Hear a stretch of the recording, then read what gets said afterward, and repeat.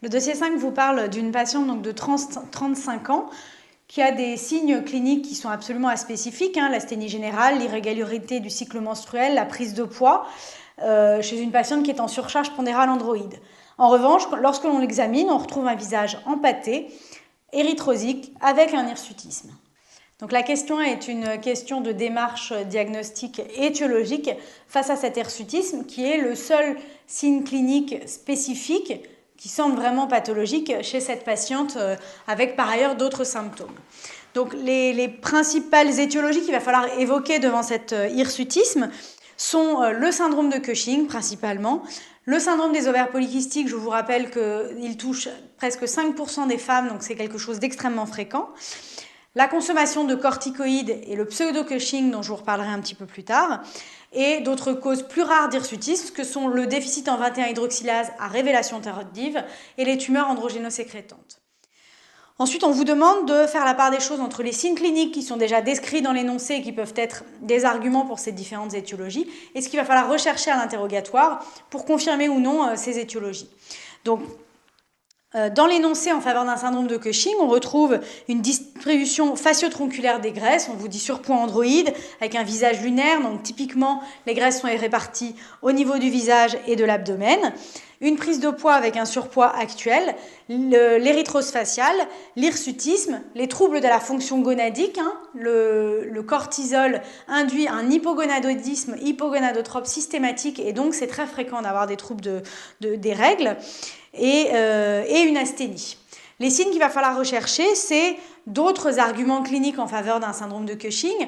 Donc, dans la répartition des graisses, l'existence d'une bosse de bison, d'un comblement des crœsus claviculaires, des signes d'hypercatabolisme que sont les ecchymoses, la peau fragile, l'existence d'une amyotrophie proximale avec un signe du tabouret, des patientes qui n'arrivent plus à se lever d'un tabouret, l'hypertension artérielle qui existe dans à peu près 2/3 des cas de syndrome de Cushing, et enfin des troubles psychiques qui peuvent être à la fois un état pseudomaniaque, mais aussi un syndrome dépressif, et c'est d'ailleurs beaucoup plus fréquent d'avoir un syndrome dépressif. Ça, c'est pour le syndrome de Cushing.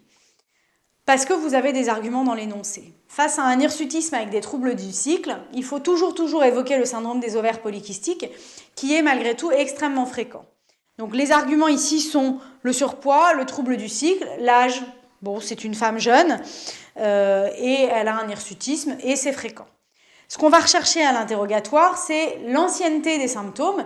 Donc si ces troubles du cycle préexistent à la puberté, enfin datent depuis le début de la puberté, c'est un bon argument pour une pathologie ancienne comme le syndrome des ovaires polykystiques.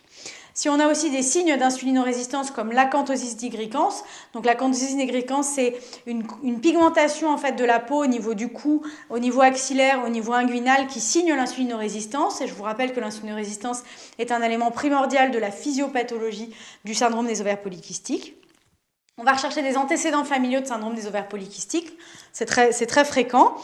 Et enfin d'autres signes d'hyperandrogénie, donc on avait l'hirsutisme mais aussi l'alopécie, l'acné qui sont deux autres atteintes d'hyperandrogénisme. Enfin, les diagnostics étiologiques différentiels du syndrome de Cushing sont la consommation de corticoïdes, donc soit cachés, soit non connus. Donc il faut faire un interrogatoire minutieux à la recherche notamment des crèmes corticoïdes. Et l'autre élément à bien éliminer à l'interrogatoire est le pseudo-Cushing. Alors qu'est-ce que c'est que le pseudo-Cushing ? C'est quelque chose d'extrêmement spécialisé mais qui est tombé à l'internat il y a 3 ans, donc c'est important de savoir ce que c'est. C'est une hypersécrétion réactionnelle d'ACTH fonctionnelle en fait. Donc on va avoir des situations où le corps va augmenter la sécrétion d'ACTH au niveau de l'hypophyse et induire une augmentation des corticoïdes et donc un syndrome de Cushing clinique et biologique, mais sans étiologie organique mise en évidence. Les deux principales étiologies de ce pseudo-Cushing sont le syndrome dépressif et la consommation chronique d'alcool. En dehors de la recherche de ces étiologies, tant sur le plan clinique que sur le plan biologique, il ne va pas y avoir de différence entre le syndrome de Cushing et le pseudo-Cushing. Enfin, les étiologies plus rares sont le déficit en 21-hydroxylase. Donc là, la principale chose à rechercher, c'est des antécédents familiaux d'hyperplasie congénitale des surrénales.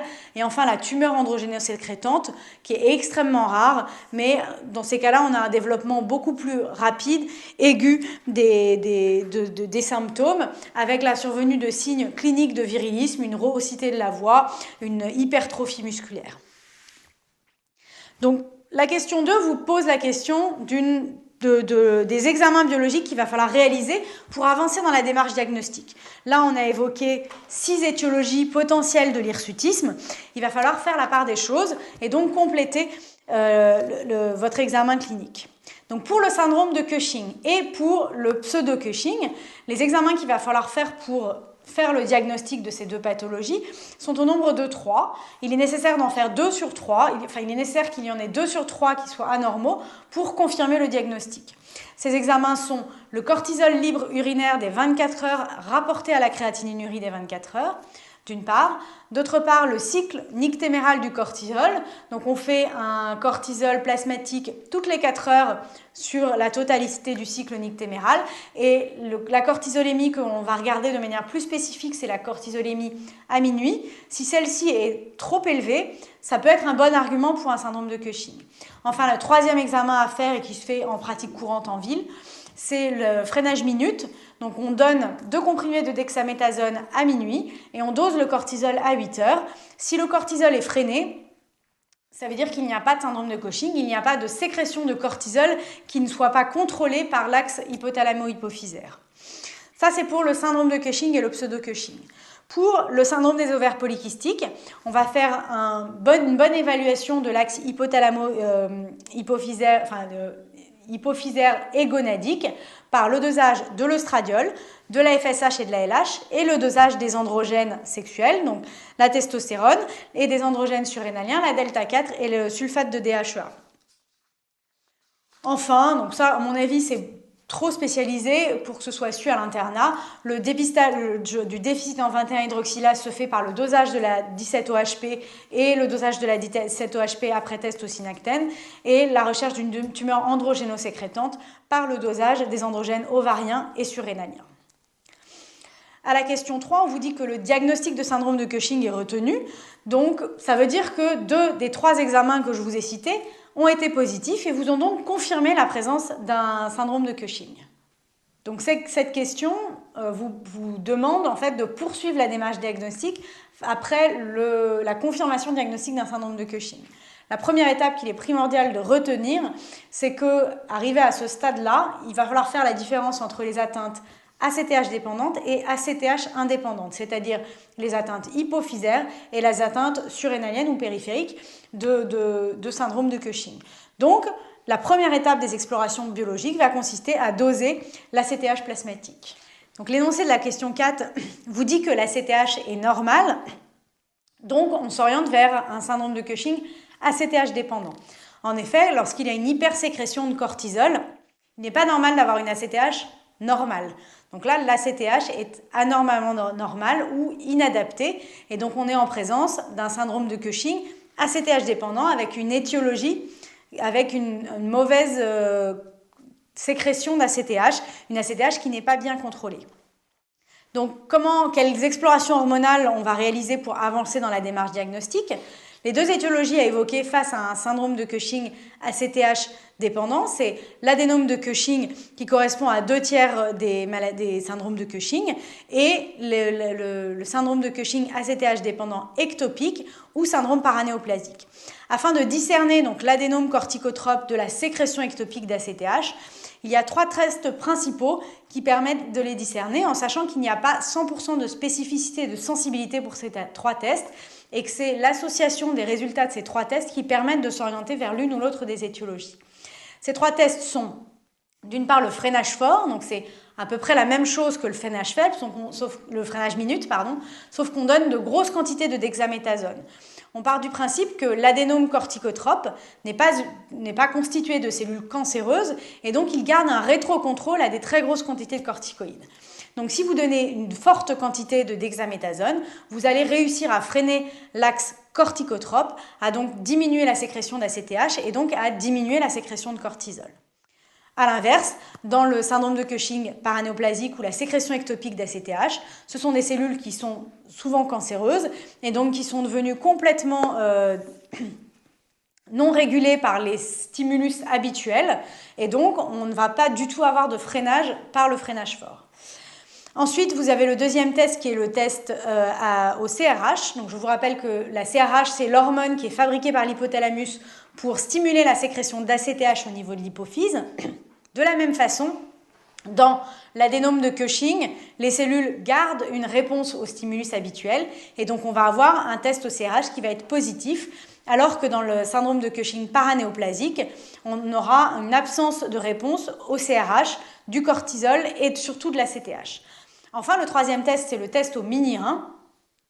Donc le mini-rein, je vous rappelle que c'est la vasopressine, donc c'est l'hormone antidiurétique. Il se trouve que dans les cellules adénomateuses corticotropes, il y a des récepteurs à la vasopressine. Et donc, on va se retrouver dans l'adénome corticotrope, on va garder une réponse, il va y avoir une réponse au mini-rein de l'ACTH qui n'existera pas dans le syndrome de sécrétion ectopique. Si la CTH avait été basse, qu'aurait-on fait ? Donc si la CTH est basse, on se trouve dans l'autre situation, c'est-à-dire qu'on a un syndrome de Cushing qui est ACTH indépendant. Effectivement, on a trop de cortisol, on est dans une situation où on a un hypercortisolisme et au niveau hypophysaire, on a une réponse physiologique de l'ACTH qui est de se freiner. Dans ces cas-là, c'est la signature d'un syndrome de Cushing ACTH indépendant avec une étiologie qui va être surrénalienne. Donc les étiologies de syndrome de Cushing ACTH indépendant, c'est principalement l'adénome surrénalien, c'est-à-dire tout comme vous avez des adénomes toxiques au niveau de la thyroïde, vous avez un adénome toxique au niveau de la surrénale et cet adénome fabrique trop de cortisol et avec une réponse physiologique de l'hypophyse qui diminue sa sécrétion d'ACTH. Première étiologie. La deuxième étiologie principale, c'est le corticosurrénalome, donc le cancer de la surrénale, où on a une sécrétion excessive de cortisol qui n'est absolument pas régulée par la CTH. Il existe d'autres étiologies plus rares et plus controversées d'hypercortisolisme surrénalien, notamment l'hyperplasie bilatérale des surrénales, qui s'apparente à un goitre, donc comme ce qui se passe au niveau d'un goitre toxique, mais au niveau de la surrénale. À la question 5, on vous dit que la biologie est en faveur d'un adénome hypophysaire et donc on vous demande de continuer vos explorations pour pouvoir aller plus loin dans la caractérisation de cette pathologie. Donc on est face à un adénome hypophysaire, il va falloir aller voir la taille et la localisation de cet adénome hypophysaire et effectivement si on va pouvoir le traiter. Le meilleur examen hypophysaire, vous le savez, c'est une IRM hypophysaire qui va être faite en coupe coronale principalement et sagittale. Les coupes axiales ne sont pas faites au niveau de l'exploration de l'hypophyse. En séquence pondérée T1, T2 et T1 avec injection de gadolinium. On va également réaliser un champ visuel et une acuité visuelle si on se retrouve face à un macroadénome.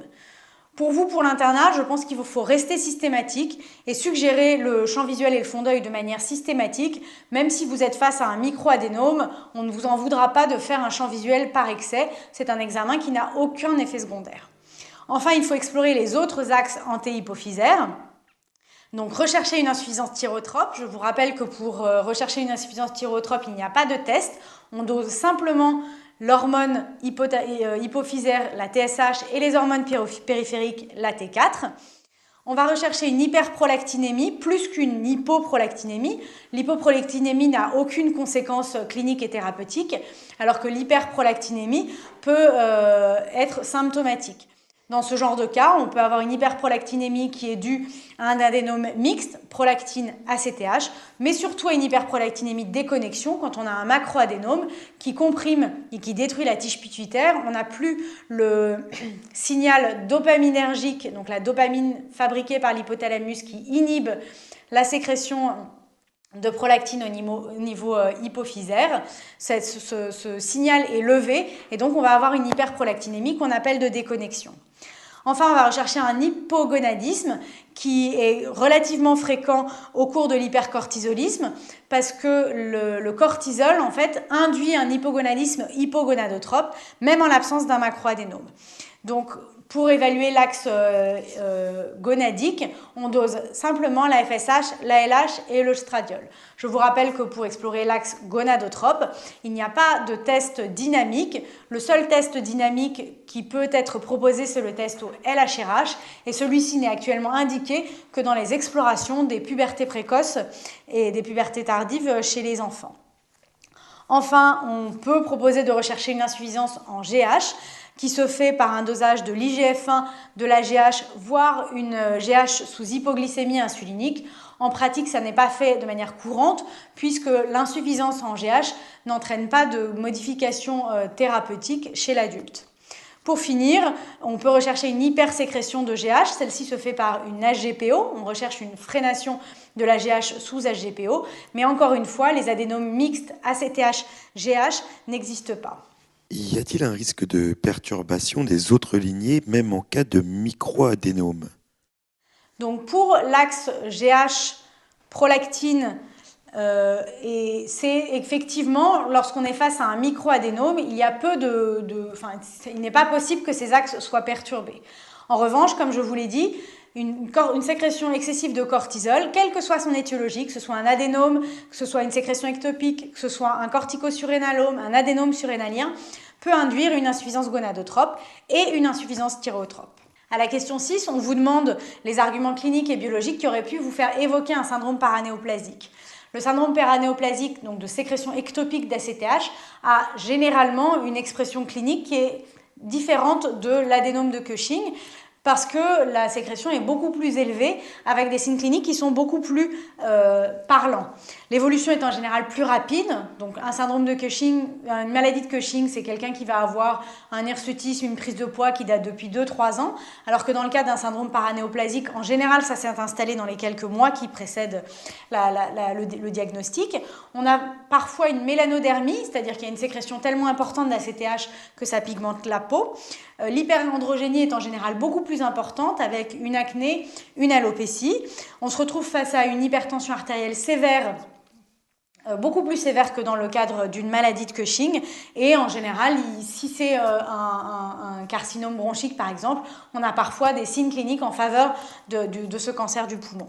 Sur le plan biologique, le seul signe important, c'est l'hypokaliémie, qui est beaucoup plus fréquente dans les syndromes de sécrétion ectopique que dans la maladie de Cushing. Au cours de la maladie de Cushing, parfois vous avez des kaliémies à 3,2, 3,5, alors que dans les sécrétions ectopiques d'ACTH, on peut avoir des kaliémies qui peuvent descendre jusqu'à 2, 2,5 et qui peuvent être extrêmement graves. Enfin, l'autre signe biologique, c'est l'augmentation des androgènes qui signe aussi une sécrétion ectopique d'ACTH. Et enfin, les 3 tests dont nous avons parlé tout à l'heure, donc le freinage fort qui va être négatif, le test OCRH qui va être négatif et le test Ominirin qui va être négatif, sont 3 arguments également pour un syndrome de sécrétion d'ACTH ectopique. Enfin, à la question 7, on vous parle d'une des complications du syndrome de Cushing en vous disant que cette patiente donc, revient vous voir après avoir traité son adénome. Elle a des douleurs inguinales droites qui irradient vers le genou, d'installation assez rapide depuis bientôt 1 mois. Il n'y a pas eu de traumatisme. Quelle est la première hypothèse qu'il faut évoquer? Donc évidemment, on va évoquer l'une des 2 complications osseuses du syndrome de Cushing, qui est l'ostéonécrose aseptique de la tête fémorale. Je vous rappelle que l'autre complication importante, c'est l'ostéoporose. Et on a chez cette patiente-là, c'est l'argument, enfin c'est l'étiologie qu'il va falloir évoquer en premier dans ce contexte d'hypercortisolisme chronique et de surcharge pondérale. Peut-on évoquer l'algodystrophie ou la fissure de fatigue? Donc effectivement, chez ce genre de patiente, il est important d'évoquer toutes les étiologies de coxalgie avec une irradiation au niveau du genou. Mais je vous rappelle qu'on est dans un contexte très particulier. C'est une patiente qui a probablement un hypercortisolisme depuis plusieurs années. Et la première étiologie à évoquer reste l'ostéonécrose aseptique de la tête fémorale, car l'algoneurodystrophie ou la fissure de fatigue ne sont pas particulièrement plus fréquentes dans ce genre de contexte. Donc ce dossier 5 vous a traité du syndrome de Cushing. Il y a une conférence extrêmement récente sur le syndrome de Cushing et sur la prise en charge notamment diagnostique du syndrome de Cushing avec un arbre décisionnel extrêmement précis qui part du syndrome de Cushing, du dépistage du syndrome de Cushing avec les 3 examens à faire, cortisol libre urinaire, freinage minute, cycle du cortisol. Puis quand le diagnostic de syndrome de Cushing est confirmé, on passe au dosage simple de l'ACTH qui va permettre de discerner les étiologies ACTH dépendantes des étiologies ACTH indépendantes. Lorsqu'on est face à des étiologies ACTH indépendantes, c'est-à-dire que l'ACTH est freiné, les principales étiologies sont l'adénome de la surrénale, le corticosurrénalome et la seule exploration à réaliser est un scanner des surrénales. La principale, ensuite, lorsqu'on est face à un syndrome de Cushing ACTH dépendant, il s'agit d'une étiologie soit hypophysaire, donc l'adénome hypophysaire, ou la sécrétion ectopique d'ACTH. Et donc les examens à faire vont être le test du freinage fort, le test au CRH, le test au minirin, et ensuite, lorsqu'on a une confirmation diagnostique de l'une et l'autre, les explorations morphologiques. Je vous rappelle que dans toute pathologie hypophysaire, tout adénome hypophysaire, il faut compléter les explorations par un champ visuel et une acuité visuelle, surtout quand vous êtes en présence d'un macroadénome, et par l'exploration des autres axes hypophysaires, donc la TSH, la T4 pour explorer l'axe thyrotrope, la FSH, la LH et l'œstradiol chez les femmes, la testostérone chez les hommes pour explorer l'axe gonadotrope. La GH sous hypoglycémie insulinique et la GH sous HGPO pour évaluer l'axe somatotrope en sachant que ça n'est pas fait de manière courante. Et le dosage simple de la prolactine.